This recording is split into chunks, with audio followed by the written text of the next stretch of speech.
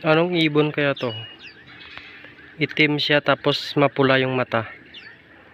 Ayan oh. Hindi masyadong ano eh.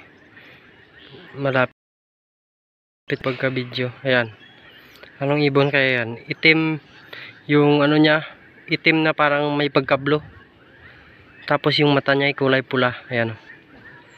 Hindi ko na siya masom ng masyadong malapit eh. Ayan.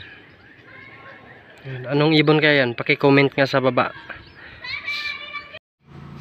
Yun, at nakahuli kami rito ng isang ibon. Yan, ito. Ito kagaya nung nasa video na nakaraan. Mapula ang mata niya.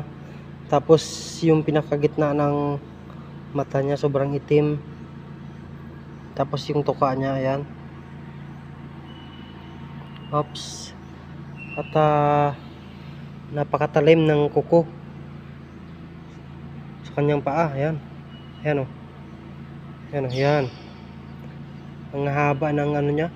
Tapos ang ano nito ay naliligo to sa ano, sa tubig. Ayan.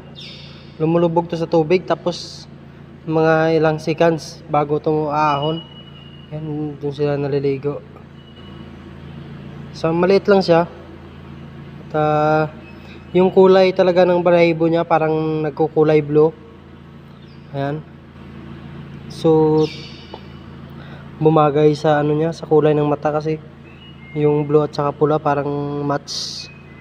Tapos yung ano, yung tuka niya, tingnan mo, sobrang talim. Ayan. Maliit lang siya pero malaki ang ano niya, ang tuka niya. Ayan o.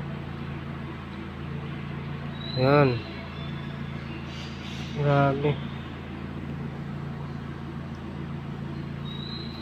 Ops. Ano, buya na to. Ang isa pa, tanaw ba de? Tanaw ka isa daw? Ayun siya, mayroon din siyang hawak. Daw? Tanaw daw? Hindi, dire. Tanaw daw ka mata niya? Hindi pa pula. Ha? Hindi pa pula. Ay, iba rin yan. Oh, hawak. Apat yun.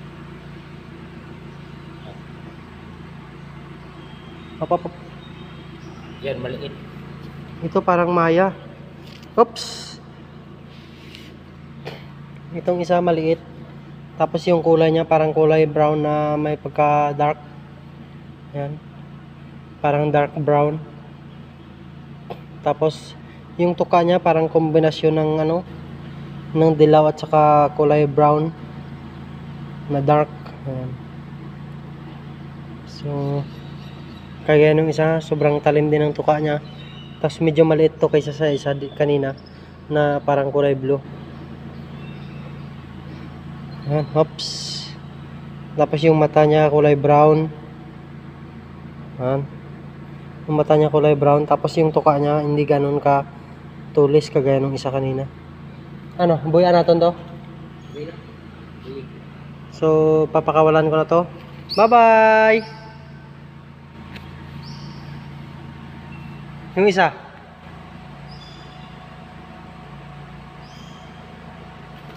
Ayun. Hahaha.